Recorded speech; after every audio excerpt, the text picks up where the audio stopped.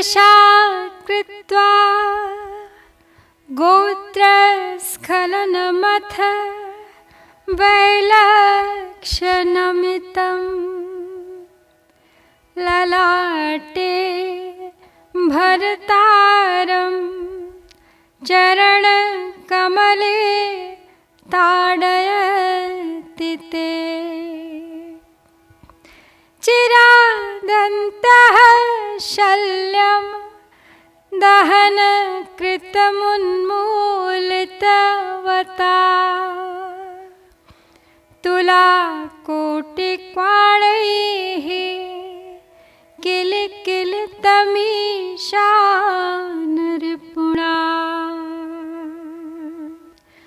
तुमसे अन्य बधू का मिथ्या नाम ग्रहण से लज्जावान,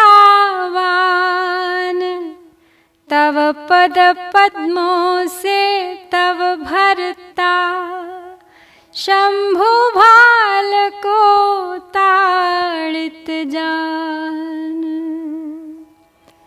पूर्व दहन कृत मनः शल्य से दुखित चिर बैरी वह मार।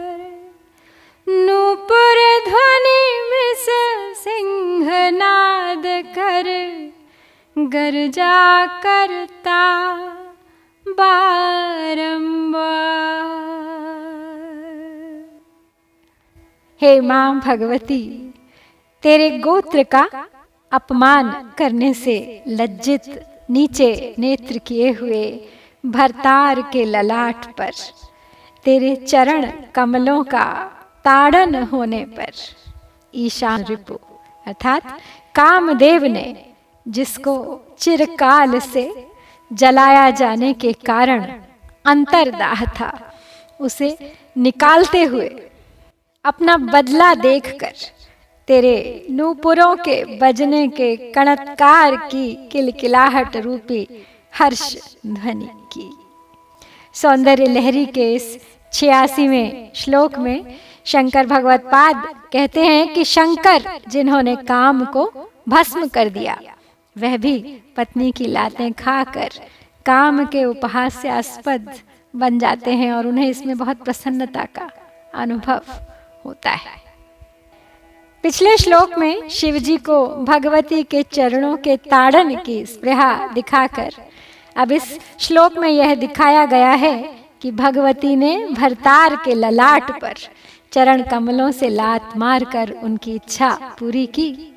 इसका सामान्य अर्थ बहुत ही श्रृंगार रस से परिपूर्ण है और श्रृंगार रस के प्रेमी जन प्रेयसी के चरण स्पर्श करना अथवा उसके पद प्रहारों से प्रसन्न होना श्रृंगार रस की विशेषता मानते हैं।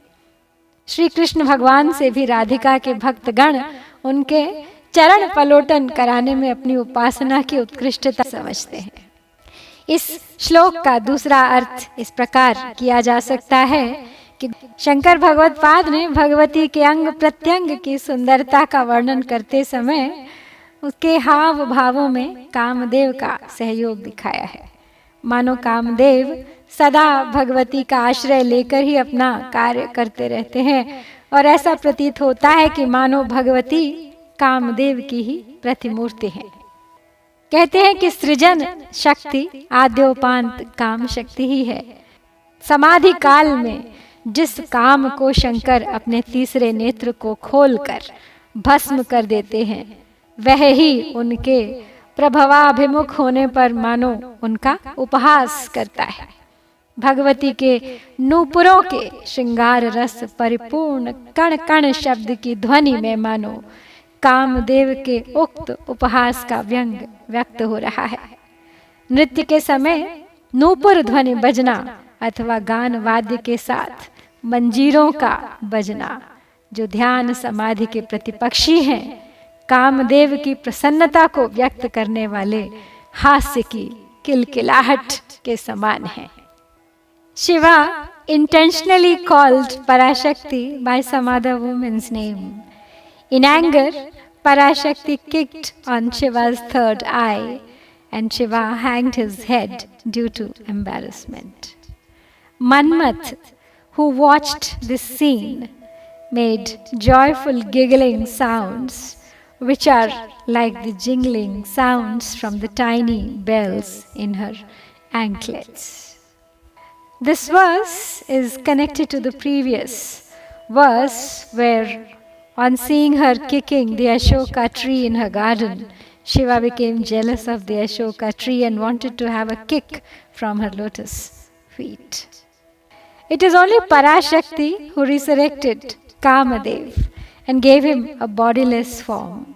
So, when Shiva was hit by her, Manmath, who was nursing vengeance against Shiva, became happy.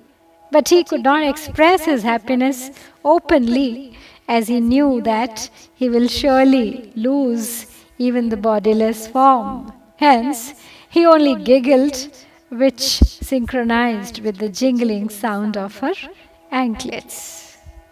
Shankaracharya believes that there is no point in worshipping her by keeping her in a pedestal. This is dualism. In dualism, true blissful state and liberation can never be attained. Since Shankaracharya, as per some scriptures, is believed to be an incarnation of Shiva, he was literally playing with her. And only he could think of such wonderful descriptions. Thereby, this verse is said to be an exemplary thought of Shankaracharya because it defines the true love for the divine. आइए अब 9 बार पुनः इस श्लोक की आवृत्ति करते हैं और आज का जप संपन्न करते हैं। मृषा कृत्वा गोत्रस्खलनमथ वैलक्षणमितं ललाटे भरतारं चरणकमले ताडयति ते चिरादन्तः शल्यं दहनकृतमुन्मूलितवता तुलाकोटिक्वाणैः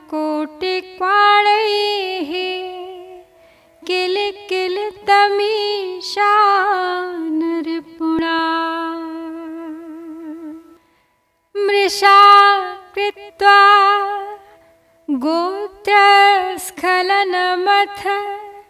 वैलक्षणमितं ललाटे भरतारं चरणकमले ताडयति ते चिरादन्तः शल्यं दहनकृतमुन्मूलितवता तुलाकोटिक्वाणैः किलिकिलितमीशानरिपुणा मृषा कृत्वा गोत्रस्खलनमथ वैलक्षणमितं ललाटे भरतारं चरणकमले ताडयति ते चिरादन्तः शल्यं दहन कृतमुन्मूलितवता तुलाकोटिक्वाणैः किलिकिलितमीशानरिपुणा मृषा कृत्वा गोत्रस्खलनमथ वैलक्षणमितं ललाटे भरतारं चरणकमले ताडयति ते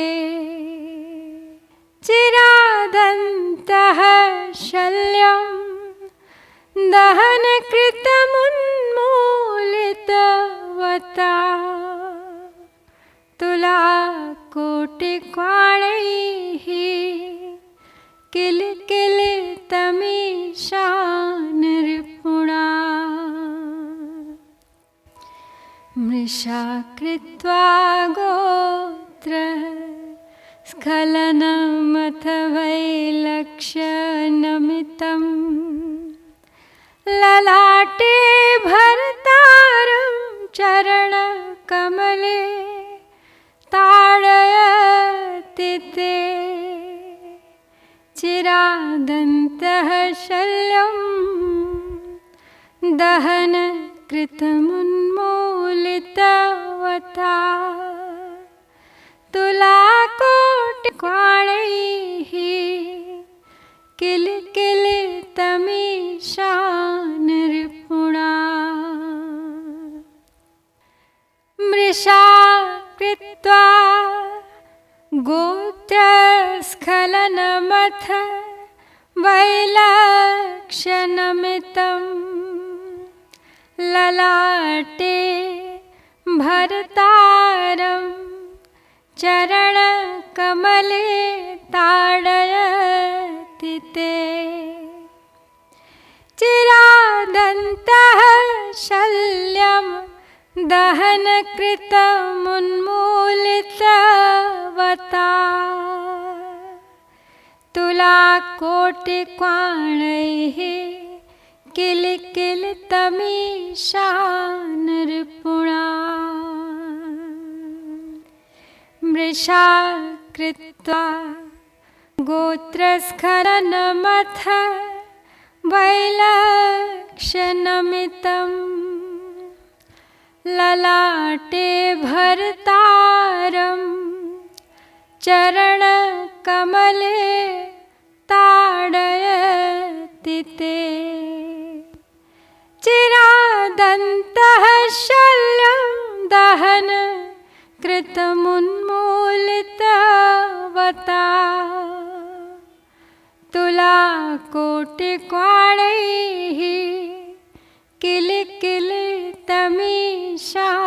नृपुणा